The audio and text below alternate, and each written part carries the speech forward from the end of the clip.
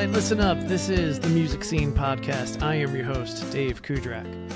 I've been doing this thing lately where after I have a conversation with whoever I'm interviewing, I immediately record the intro after it because the conversation's fresh in my brain and it just, everything's already hooked up. It's just easier and more efficient. So today I spoke with a country artist by the name of Dolan. He's out in Fort Worth, Texas, and he makes it to Nashville like once a month. I got to tell you, man, I'm still a little bit emotional from the last song he just did in his performance. He is an adoption advocate. All of his kids are adopted. He's got 4 of them. Him and his wife have 4 adopted kids. Incredible, incredible story. Those two, him and his wife, have gigantic hearts to do what they've done for these 4 kids. I really, really commend them. And the last song that he performed is like his story, and it's really just about like the whole bringing someone into your family. It's beautiful. I swear to God, you guys are gonna love it. So I had a great time talking to Dolan.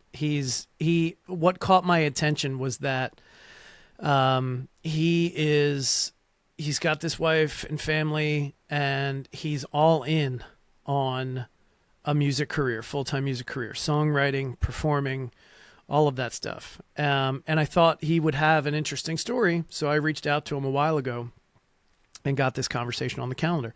Little did I know that it was going to be a really, really interesting story. So we get 2 performances. The first one that he plays is a new song that he's got coming out in May.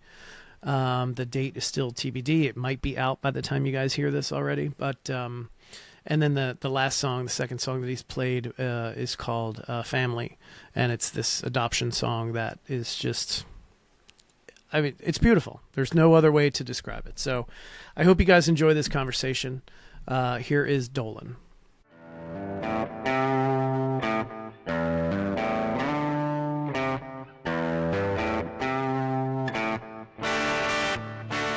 How you been?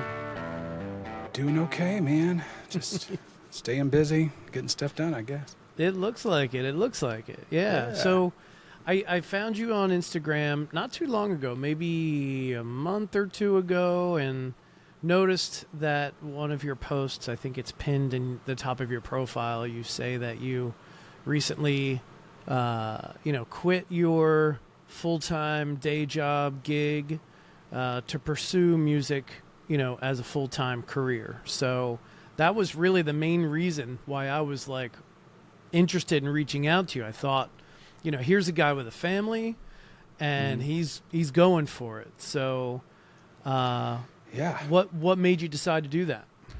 It's kind of a mix of things. There is some opportunity that I wasn't expecting that came along. So, in the form of a record contract with an independent label. Nice.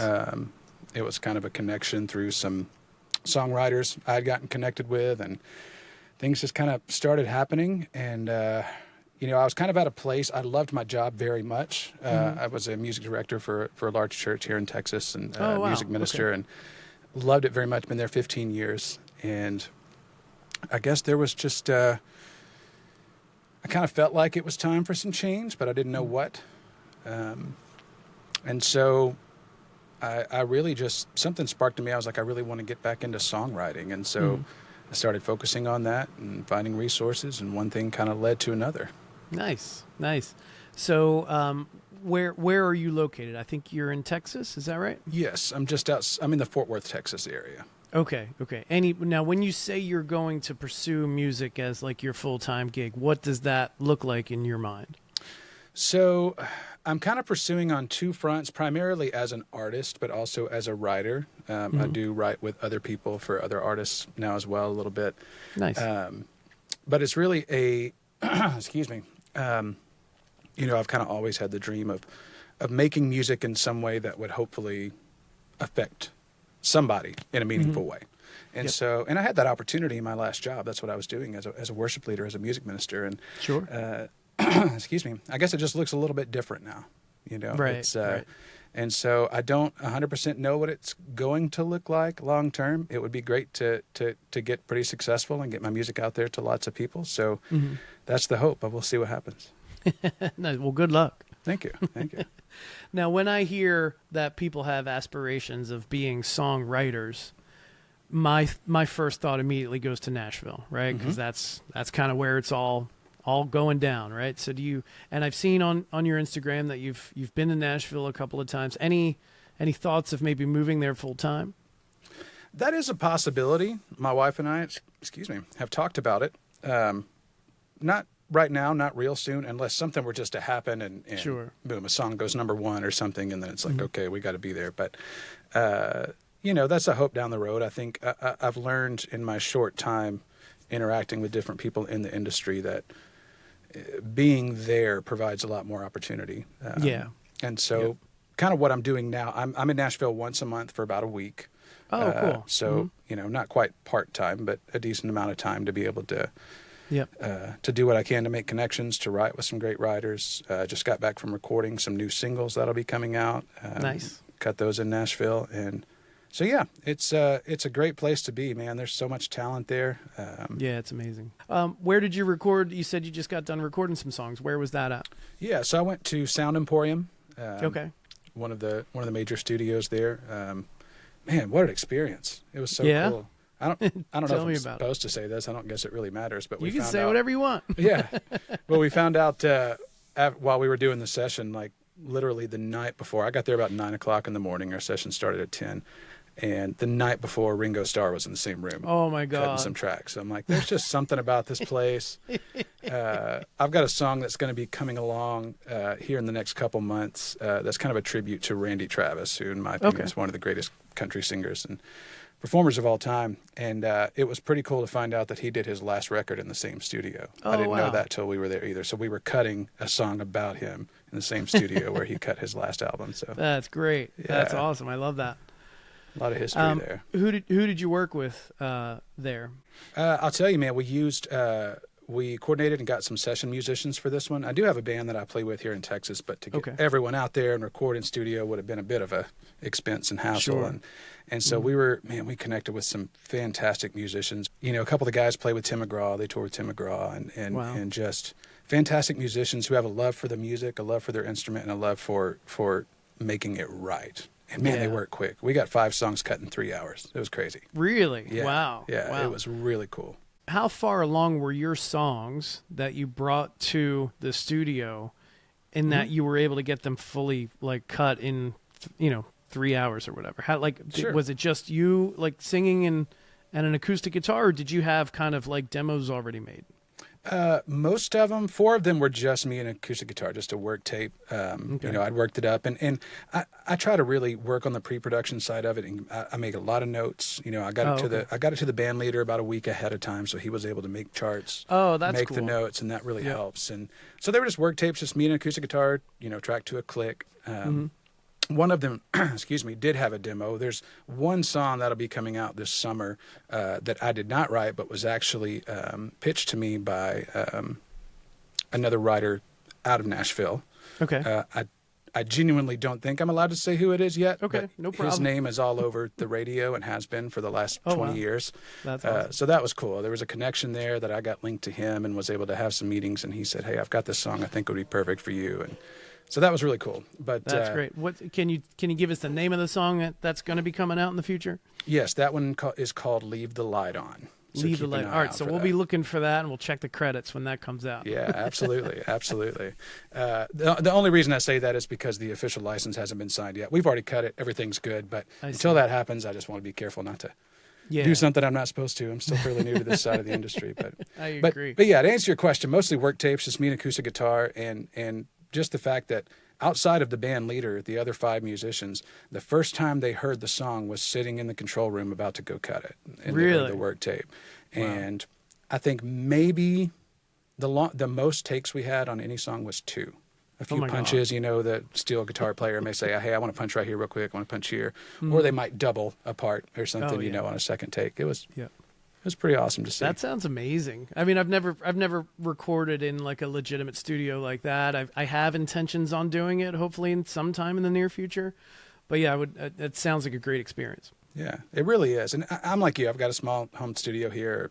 I say home studio. It's a little workspace I have in another spot. But I've made a lot of my own demos and things. I'm nowhere close to a pro engineer or producer, but yeah, I could never cut like that in that short amount of time. I'm a bit of a perfectionist when it comes to my own stuff, and I'm not perfect. So it's Right. like, oh, that take was bad. Oh, that take was bad. And it just goes and goes and goes. And you probably know you can get lost in that stuff for hours and hours just playing I can't around. even tell you how many times I've recorded full songs, and then a couple days later I'll listen to them and I'll be like, nope, and just delete the whole thing. Start over. Yeah. Been there many times.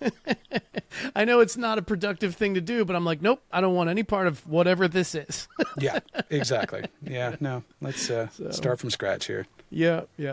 So where did your music journey start? How old were you when you first started playing and things like that? Yeah. It kind of started when I was pretty young. So I grew up in Tennessee, actually, West Tennessee.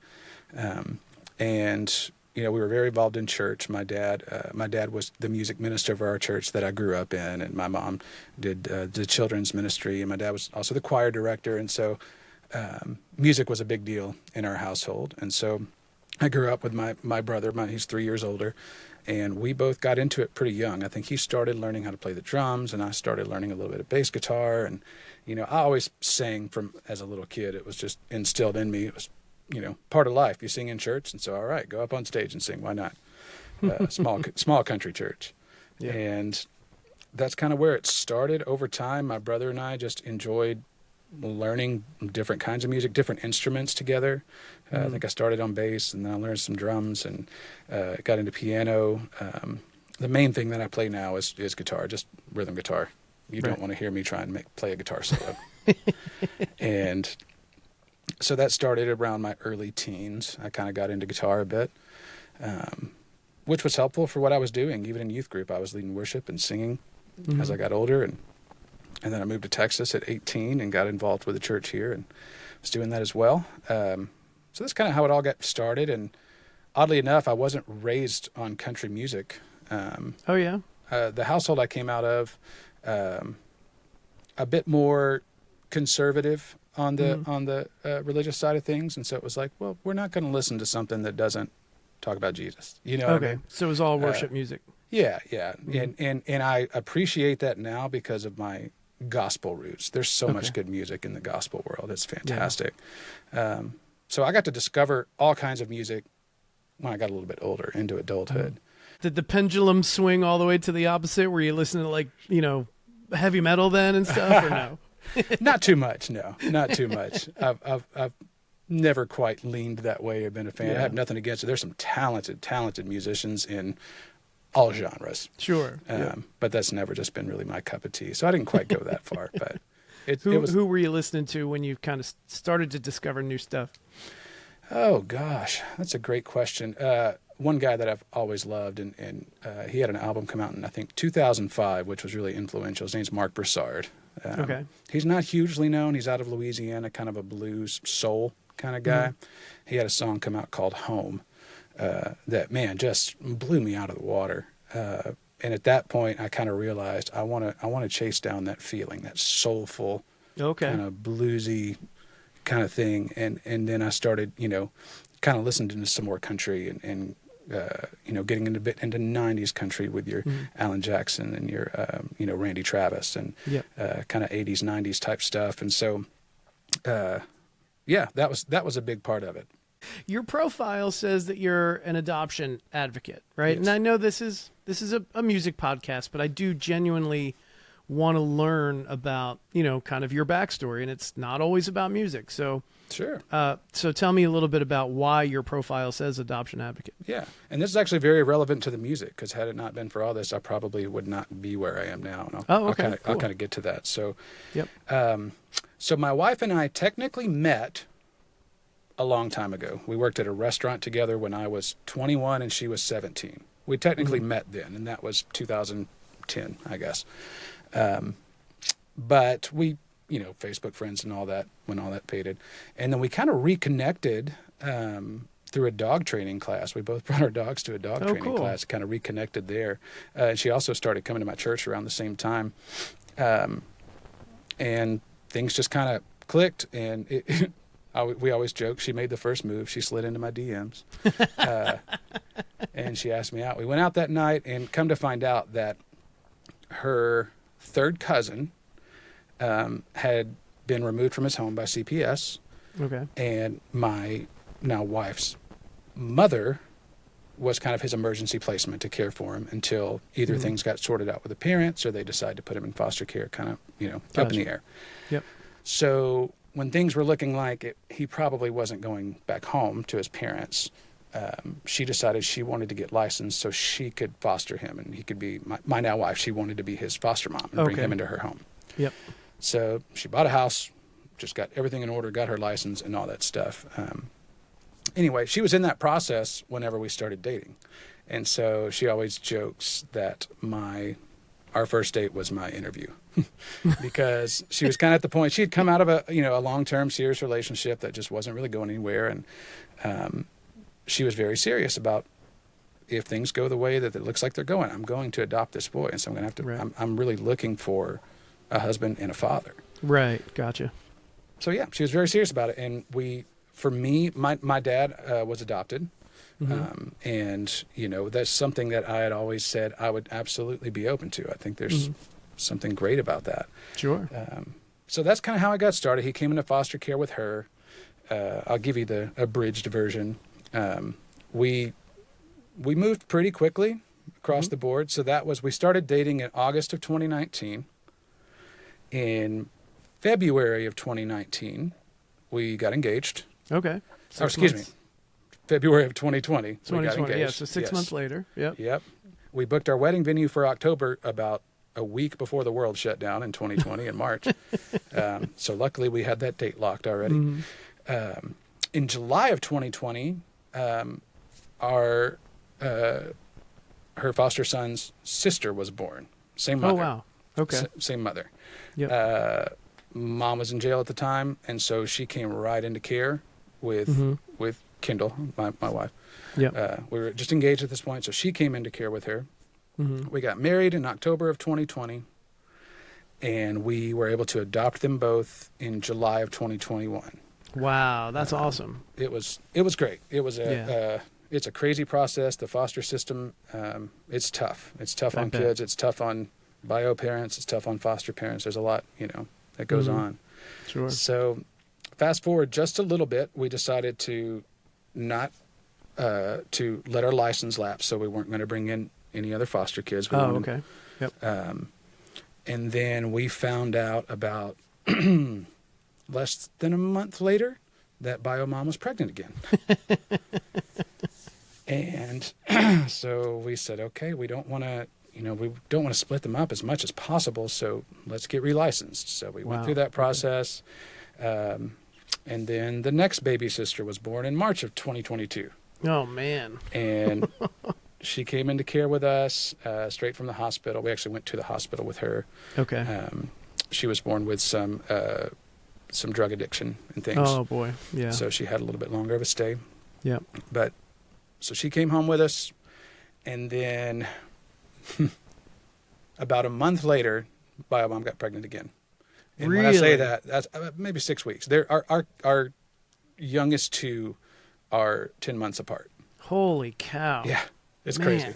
Irish twins, I guess, as they call it.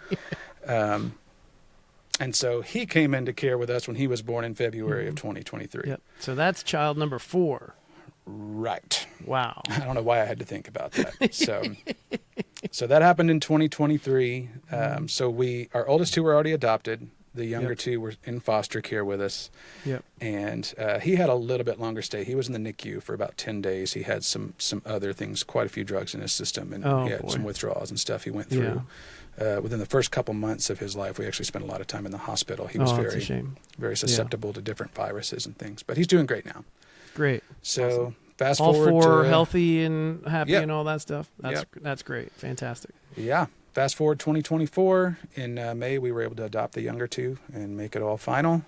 Yeah. And so that's great. we've got 4 wonderful kiddos through adoption. And so our experience through the foster care system and through the adoption process, and we've met a lot of people, we've been able to connect with other people who have adopted in different ways, private adoption, foster care, international adoption. And so that's been something that's big on our hearts. Yeah, sure. Yeah.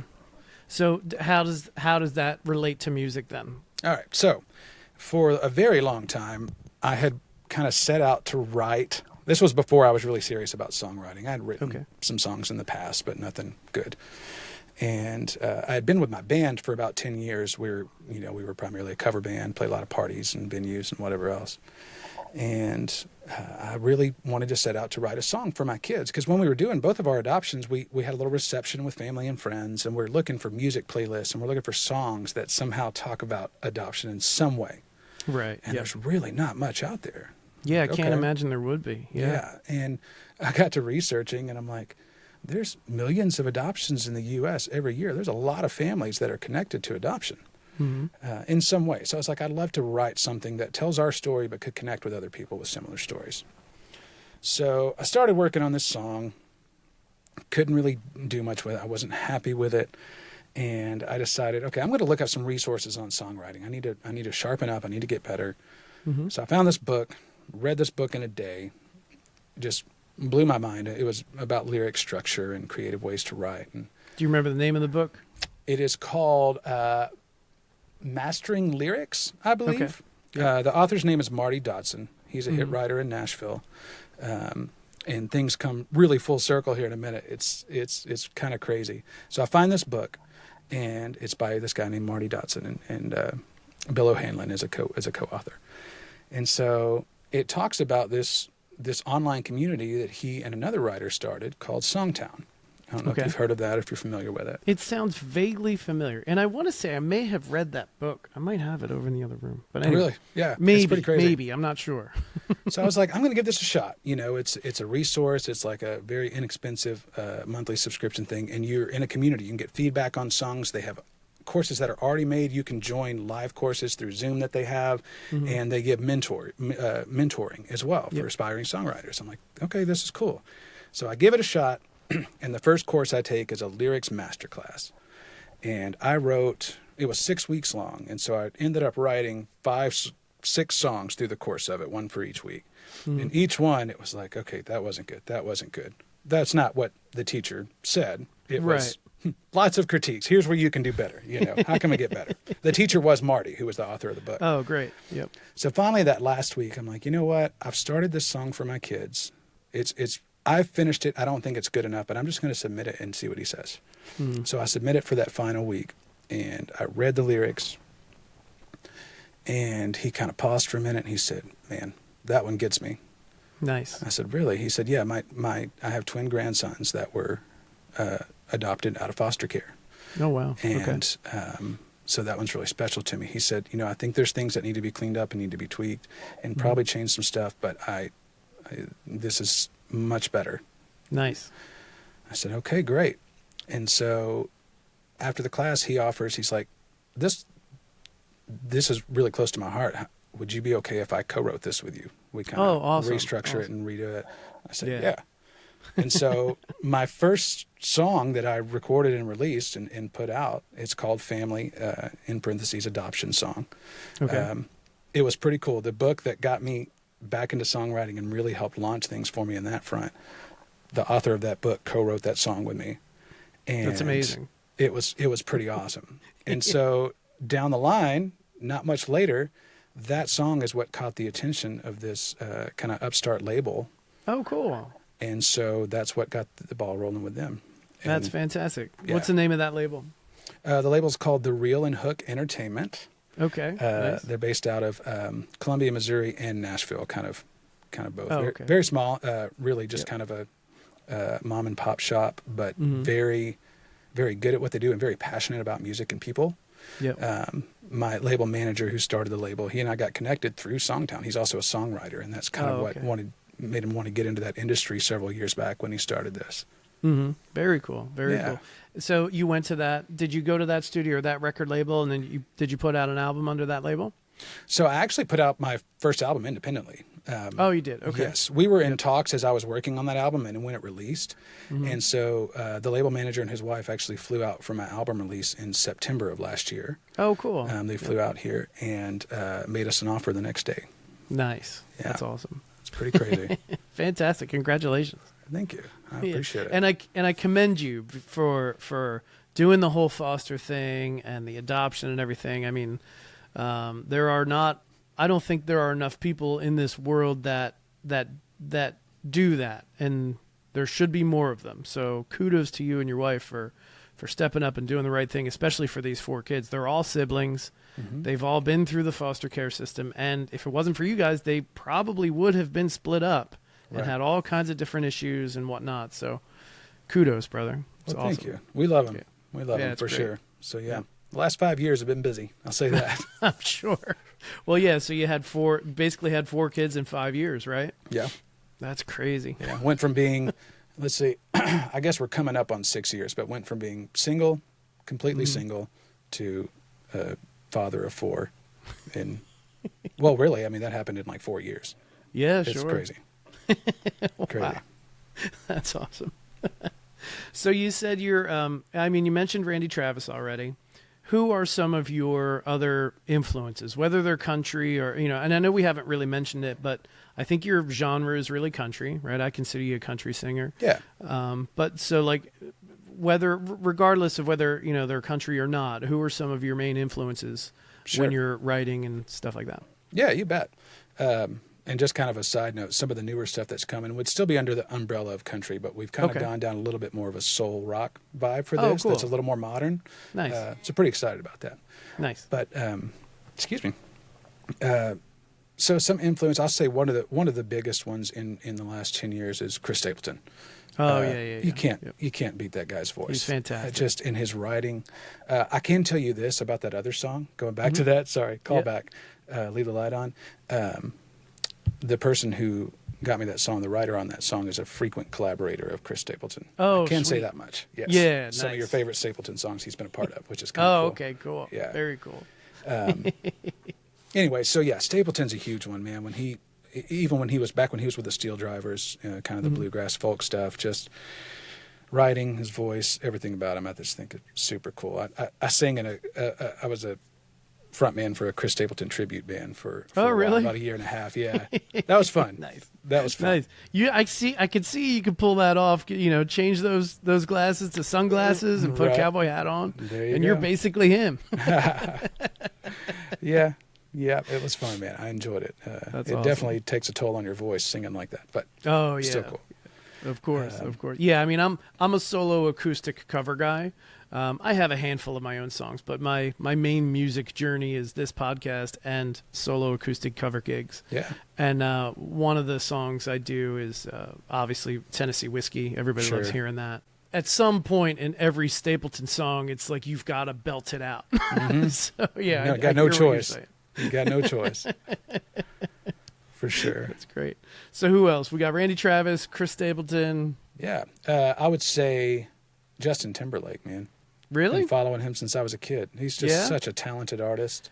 I love him so much I hate him. You know what I mean? Yeah. Like I'm not a huge consumer of his music, but when his movies, anytime he's on SNL, I'll watch stuff all day. Like him and Jimmy Fallon together, you can't beat it. It's great. It's absolutely. Great. He's such a genius. Yep. Oh, very, very much so. My 8-year-old son is a huge fan too, and so I actually got last year for Father's Day. My wife got he and I tickets to see Justin. Which was pretty cool. It was a little too loud for both of us, but we still enjoyed it. Right. Nice.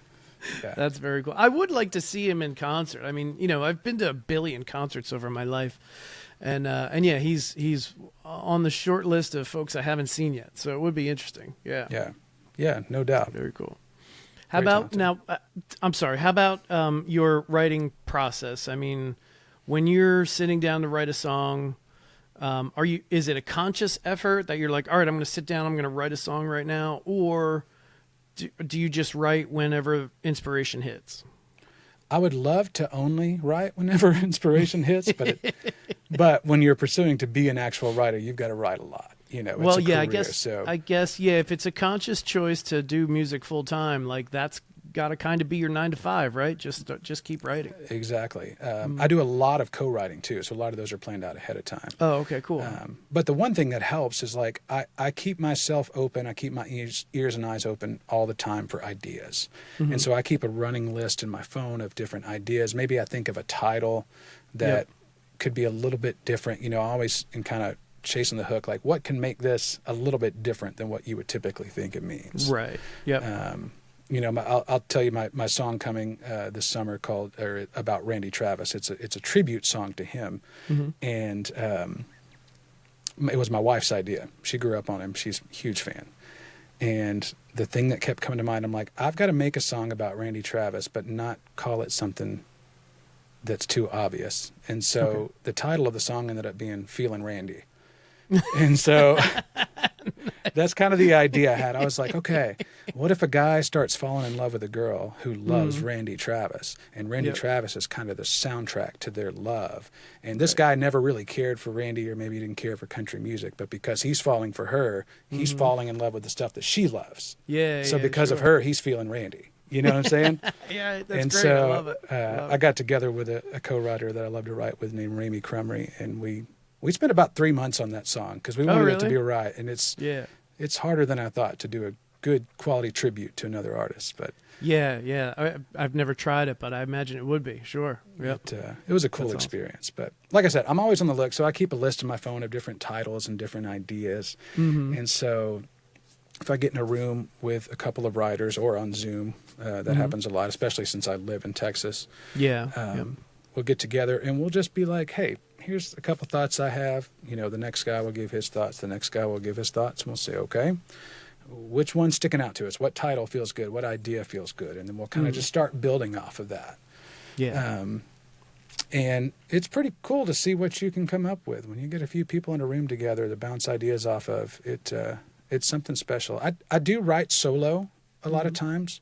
I think I have a couple of songs that are on my album that were solo writes. I don't think none of my new cuts coming out are solo writes, but, and that's a totally different process. That can take a long time. A lot of times if I sit down to write by myself, I might be able to get a chorus, but then I start having to work some things out, maybe have to refresh my brain, do something a little different. But yeah, I mean, the few songs I have written and released, they've all been solo. Me and my girlfriend did write one song together, and I was kind of surprised at how different it is, when you decide like, hey, I'm going to write a song with somebody else. So it's definitely something that I want to do a little bit more of in the future, and because it puts a whole different perspective on things, and you might be looking at a song one way, and then whoever you're writing with might be like, well, when you said that, I didn't think of what you just explained. I thought of this, and you're just like, oh, like it's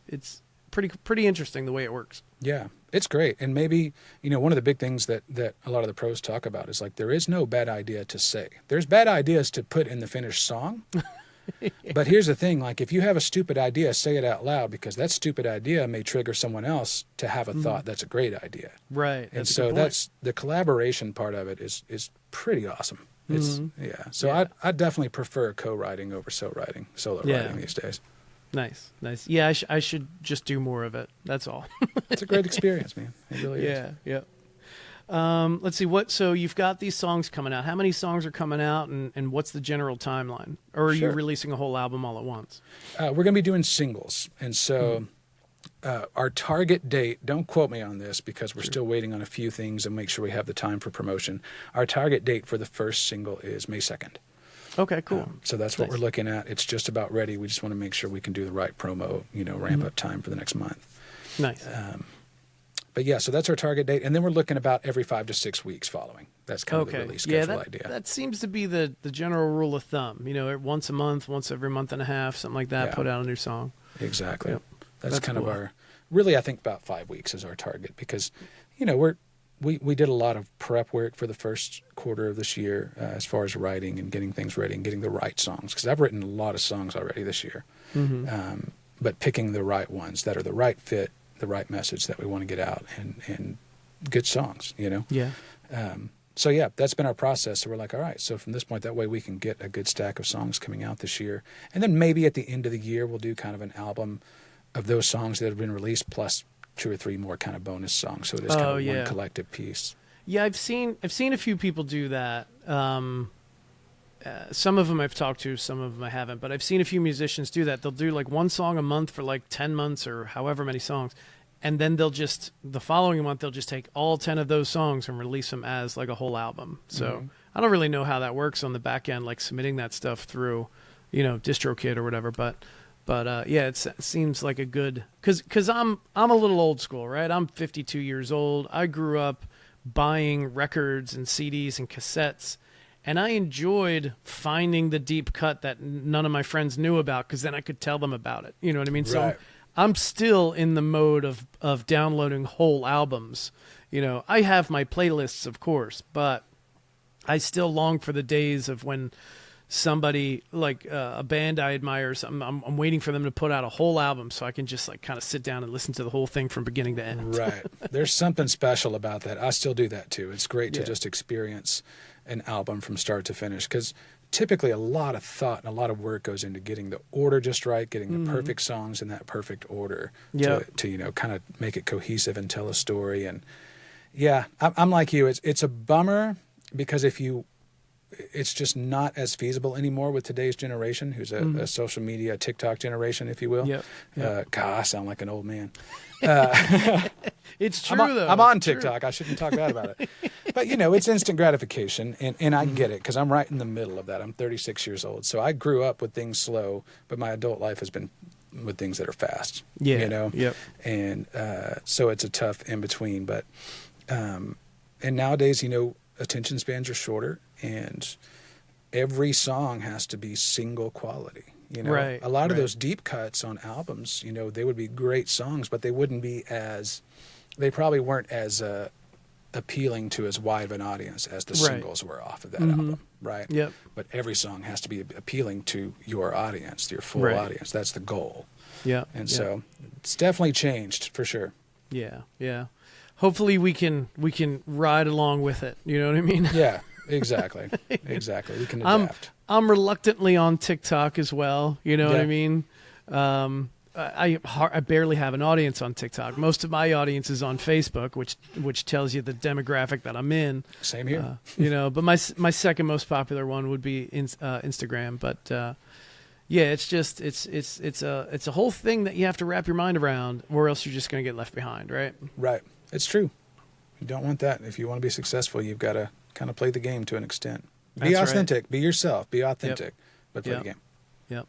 So aside from music, right, what do you like to do for fun? I mean, I'm sure your kids and your family keep you busy, but is there any hobbies you like to do? I've been so fully immersed in family and music life here lately. I would say, this is, I know how silly this sounds to most people, but it doesn't bother me all that much. I don't call myself a gamer. Okay. But I play one game, and I have a couple of friends I play that one game with. Nice. It's a great way for me to wind down. I enjoy it. There you go. Call of Duty. I'll give it a shout out. Oh, Call of Duty. Nice. Yeah, that's kind of my, a couple times a week tops. I don't let myself do it too much, because I can sit there all night and do it if I really wanted to. Yeah. Play some of that. Other than that, it really is. I mean, it's spending time with the family. It's I'll watch a little TV sometimes in the evening. Sure. But yeah, I'm a bit more of a homebody outside of gigging. A lot of times. Yep. I'm doing quite a bit of that, but just kind of chilling out, because the rest of my life is so fast paced. I don't need to add more fast pacedness. Right. To it. Mountain biking and stuff like that. Who needs that stuff? Yeah. Right? Yeah. Right. It's important to stay in shape. Don't get me wrong. I've been working on that, keeping up with my diet a little bit. So. Yeah. Yeah. Speaking about gigs, what do your gigs look like? I mean, are they all original music, ticketed events, or are you doing are you even doing cover gigs as well? Like what do your gigs look like? No, sure. Dolan. Right now, it's pretty similar. Most of our gigs are more cover oriented. If it's a public event, we do a lot of corporate and private parties. That's something we got into years ago. And it can be very lucrative, which is helpful. It can be. It's not always, trust me. But it can be, it helps when you're chasing this career that's not super lucrative yet because you're still building it. Yeah. And so, you know, and my guys, we've been this iteration of this band for over 10 years. And so it's like, yeah, we're going to hold on to those while we can. And hopefully things will grow to a point where we won't need those. Right. But all of our public, you know, we play some local venues in the area and different things. We play, you know, we're doing the big 4th of July concert for the city here that I live in. And that's nice. We've done that a few times in the past. And there's 5,000-6,000 people that come out to this thing. It's a blast. Cool. And it's a huge, so those opportunities we take, like, share original music. We do covers that people love and put in some of the original stuff, and it's those kinds of things, you know, always go well. It's a great way to get some new fans. Yeah, that's awesome. That's awesome. The band that you're with, is everything billed just under Dolan, or do you have a name for the band? It is now. Our name for the longest time was the Dolan Band.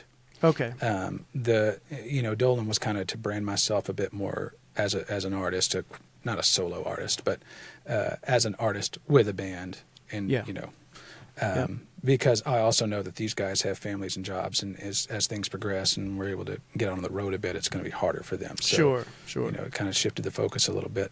But we still are Dolan as the band, and that's kind of what we do, man. Yeah. No, I get it. That's awesome. And nowadays it's all about branding anyway, right? Right. You know, like, and with the network of musicians that I know in my local area, when I say no, I mean like guys and girls I'm friends with who are musicians, all of us struggle a little bit with like the branding piece of it. You know what I mean? Because you don't want to box yourself into a corner, but you also want to build something, you know? Sure. So yeah, it's, you know, I get it. You know, you've got your name Dolan. Is that your first name or your last name, by the way? It's my last name. Your last name. Yeah, What's your first name, if you don't mind me asking? Andrew Dolan. Yeah. Okay, cool. Yeah. Andrew Dolan doesn't quite flow together super well, so we just went with the one word, you know, trying to be the next Adele, I guess. It got my attention. I saw you on Instagram. It got my attention. Oh, well, there you go. That's good. That's great. It's working. Any big, I know you said the 4th of July gig and stuff like that, but and if the answer is no, that's totally fine. But like any big things coming up, like are you maybe opening for like national acts or doing any large festivals or anything like that on the horizon? Really not at this moment. We kind of set the vision when we start the year and this contract started. The vision was really set that this first year would be kind of a building year to get music, good music, focus on the music, focus on promoting the music, and focus on kind of building a fan base through social media and other means. And so we're like, you know, at my level, to get an opening slot on a national act is either impossible or extremely expensive, you know, kind of pay to play kind of thing. And it's like, why don't we focus on the fan base and the music? Or music's number one, fan base is number two, because the music, you have to have the content to get the fan base. Yeah, absolutely. Luckily, I have a great local fan base in the Fort Worth area, which is huge. Not the numbers necessarily huge. It's huge that I have that. It's valuable. Exactly. Valuable. Thank you. Yep. So yeah, the focus this year is the music and hopefully building a fan base and connecting with more people. Nice. And then we'll start looking at, okay, where do we go next? Yep. That sounds like a good plan to me. Yep. Yeah. That's great. Is there anything else that you wanted to promote or tell my listeners about or anything like that? Sure. One of the biggest things that not the biggest, one of the big things that we're working on, and I think this is what you first saw, was kind of my promo for this little series we're doing on social media called All In. Is that what you saw when you? Okay, yeah. Yep. So part of my thing with this is you know, my family and I do have a bit of a unique story in some ways, and there's a lot of the behind the scenes of the music industry that most people don't know about, and not that it's good or bad, it's just different. And people love stories, and so we're like, I want to tell this story of my journey from where I started and ongoing, and see what happens next, and bring people in and let people be a part of it. And so we're kind of doing this series called All In, and it's just kind of a behind the scenes look in real time as we're doing this. You know, I'll kind of update weekly and say, okay, this is what we did, share some photos, video, this is what happened.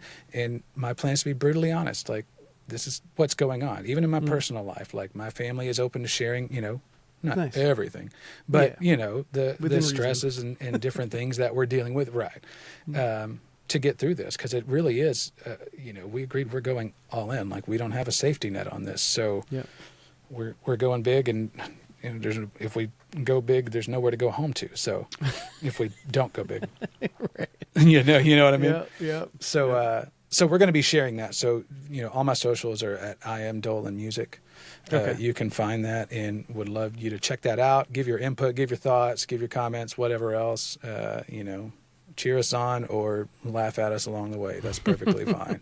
Interact in any way because it feeds the algorithm. Exactly. Yeah, exactly. No, You got to feed it'll the be machine. fun. It'll be a fun journey, and why not bring people along? It's always cool Yeah. to see what goes on behind the scenes and what it's really like. That sounds awesome. That sounds great.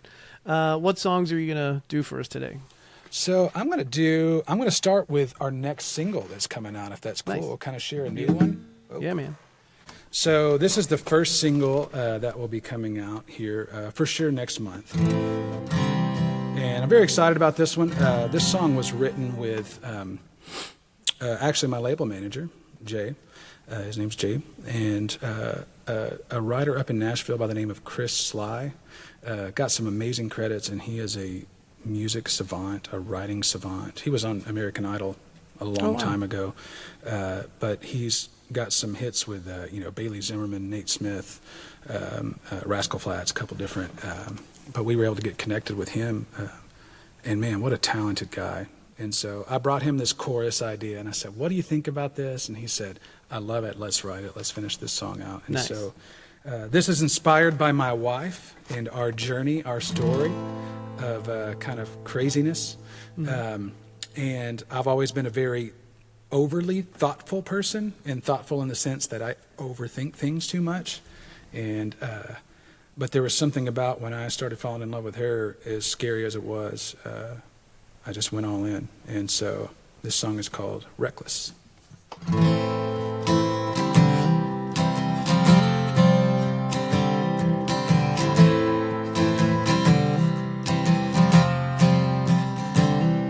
If you know me, then you know I'm overthinking, yes, all the time. It ain't who I am to not give a damn girl. This ain't just a lie. I ain't scared of heights, I'm just scared of falling. You got me head over feet, going all in. You give me a reason to throw out all reason and ignore every instinct I have. Slow down and think twice, don't rush in, don't roll the dice. But I'm here for the high or the crash. With you, girl, I don't mind the mess. You make me reckless.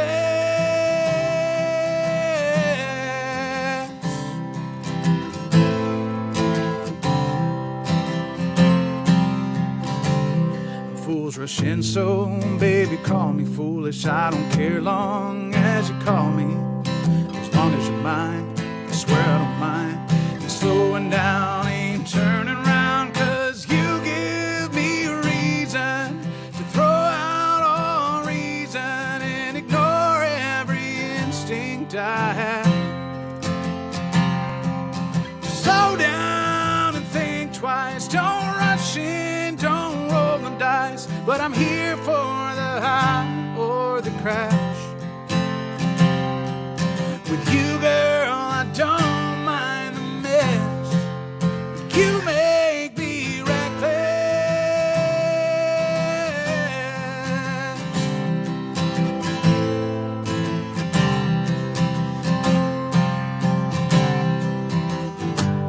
I ain't scared of heights, I'm just scared of falling. You got me head over feet, going all in. 'Cause you give me a reason to throw out all reason and ignore every instinct I have. To slow down and think twice, don't rush in, don't roll the dice. But I'm here for the high or the the crash. With you, girl, I don't mind the mess. Not with you, girl, I don't mind the mess. 'Cause you make me reckless.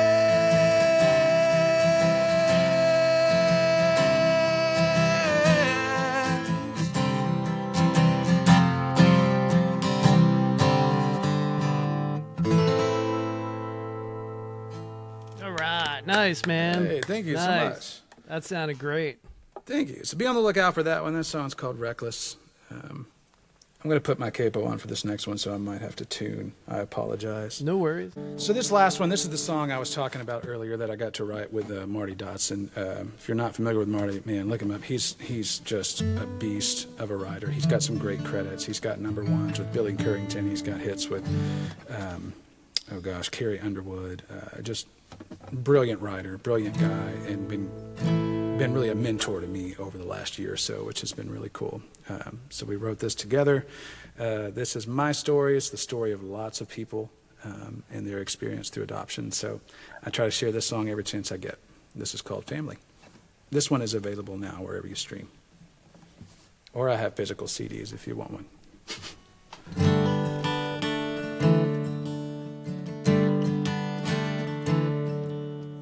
Baby, you better get to bed.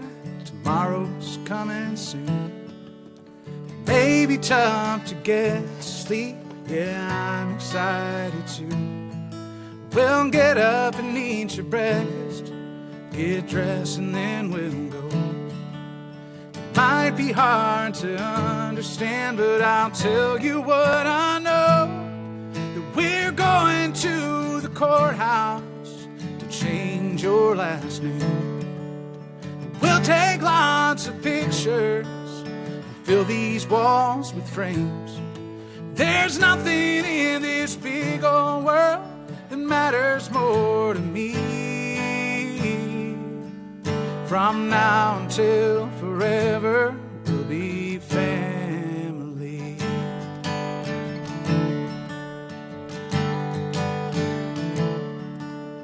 Most men's first day as daddy starts in a hospital room, where God gives them a baby, but He let us choose you.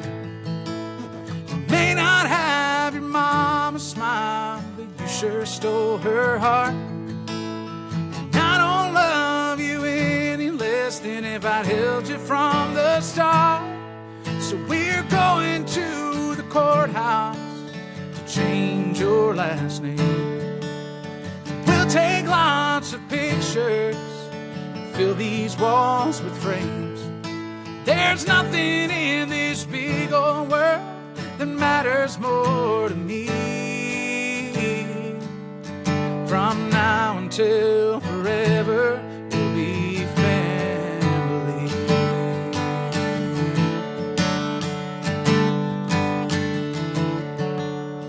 I know you've been through a lot, but that's all over now. Your home will always be with us, right here inside this house.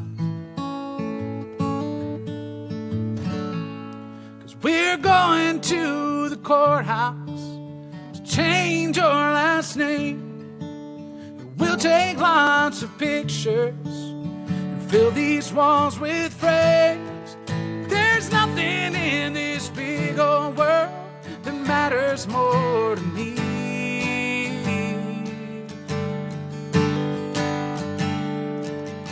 From now until forever, we'll be family.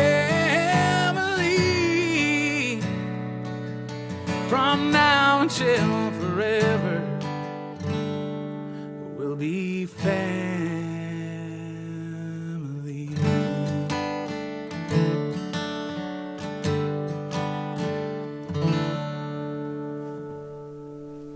Yeah, man, that's beautiful. Thank you That's so beautiful. much. I love it. Fantastic. I really appreciate that. Yeah, that song means a lot to me for a lot of reasons. My kid's number one, but of course that's what got me started on this journey, really. So Sure. All right. very special. Dolan, I appreciate you being on the podcast, brother. It's a pleasure meeting you and getting to know you. David, thank you so much for having me, man. I really enjoyed it. Good. This was a lot of fun. It's very Good, cool. I'm glad. Yeah, I appreciate the opportunity.